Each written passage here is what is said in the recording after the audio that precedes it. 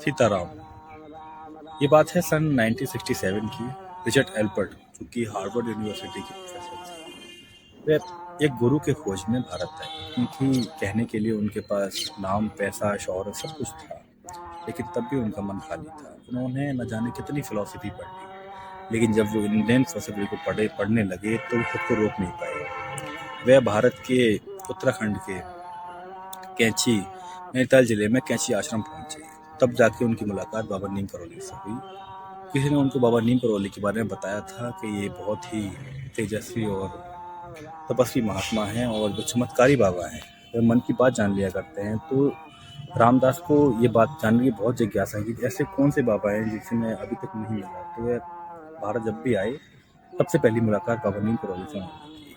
बाबा नीम करौली के सामने बैठते ही बाबा नीम करौली ने रामदास जी से बोला, तुम रात को बहुत परेशान थे ना, तुम रात को बहुत डरे हुए थे ना। तो ये बात सुनकर रामदास चौंक उठे, क्योंकि वह सच में बहुत डरे हुए थे। उन्होंने बीती रात को LSD का नशा अकेले ही किया था, इसलिए शायद उनकी मन में कुछ डर था। तभी जाके रामदास जी बाबा नीम करौली रामदास जी के बारे में पूछते हैं कि तुम्हारी माता की मृत्यु स्लीपिंग से हुई थी ना। तो रामदास जी इस बात को सुनकर पूरी तरह स्तब्ध रह गए, क्योंकि ये बात किसी और को नहीं पता थी भारत में। ये बात सिर्फ रामदास जी को ही पता थी कि रामदास जी की माँ की मृत्यु स्लीपिंग से हुई थी। तो बाबा नीम करौली ने रामदास जी से एक और बात पूछी कि तुम अपनी माँ को बहुत याद करते हो ना।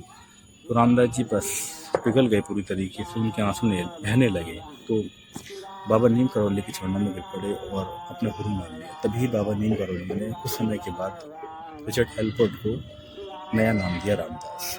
तब जाके रामदास जी को बताया कि भारत में बहुत ही अच्छे संत रहते हैं, बाबा नीम करौली जैसे, और बाबा नीम करौली ने रामदास जी को नया नाम दिया रामदास। और रामदास जी जब अपने घर विदेश गए तो उन्होंने ये पूरी शिक्षाएं सब जगह फैलाई। सीताराम का देश।